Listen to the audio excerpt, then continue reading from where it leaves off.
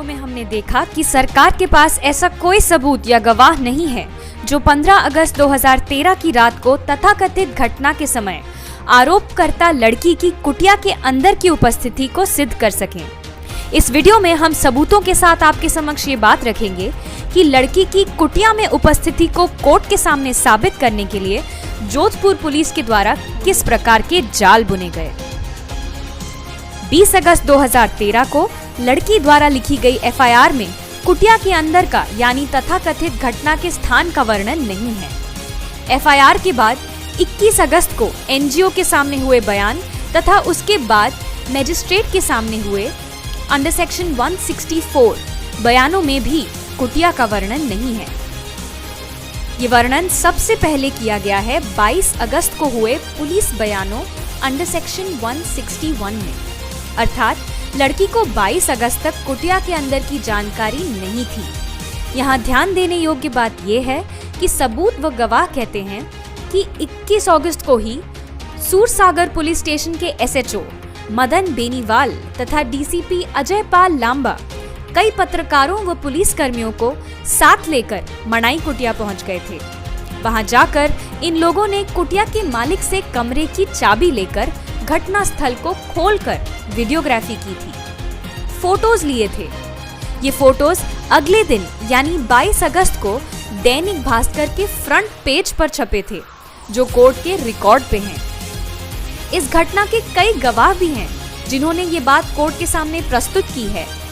मनाई कुटिया के मालिक देवड़ा जी के पुत्र किशोर, जो सरकारी गवाह रह चुके हैं, उन्होंने इस बात को कोर्ट के सामने स्वीकार करते हुए कहा है कि ये सही है कि 21 अगस्त 2013 को डीसीपी लांबा जी और एक पुलिस अधिकारी मदन बेनीवाल एसएचओ सूरसागर थे, जो मनाई फार्म पर आए थे और फोटोग्राफी की थी और मीडिया भी साथ थी। चाबी लेकर कमरे को खुलवाया था। किशोर के भाई विष्णु देवड़ा व उनकी धर्मपत्नी ने भी ये बात कोर्ट के सामने प्रस्तुत की है। केवल गवाह के बयान के आधार पर ही नहीं, अपितु अंतिम बहस यानी फाइनल आर्ग्यूमेंट में बापूजी की तरफ से बचाव पक्ष ने सूरसागर पुलिस स्टेशन का रोजनामचा कोर्ट में प्रस्तुत कर ये बात साबित की थी। परंतु जोधपुर के विशेष न्यायालय ने जजमेंट में इस तथ्य पर अपना मत व्यक्त करते हुए कहा कि बचाव पक्ष के तर्कों में कोई सार नहीं है। ये सही है कि सूरसागर थाने का जाप्ता एवं थानाधिकारी मदन बेनीवाल मौके पर गए थे, लेकिन उन्होंने घटनास्थल की वीडियोग्राफी की हो या घटनास्थल का अवलोकन किया हो, ऐसा रोजनामचे से प्रकट नहीं होता है।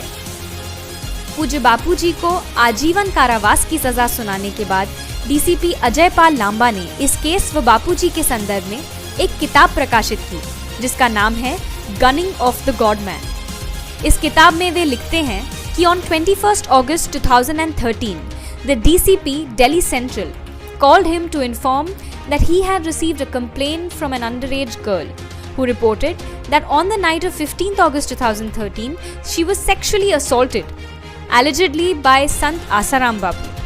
The alleged incident had taken place in a village called Manai near Jodhpur.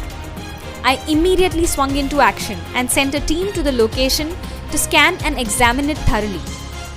While I was there, I thought it would be prudent to film a video of the place on my mobile phone, should I need to refer to it at some point during the course of the investigation, and so I did.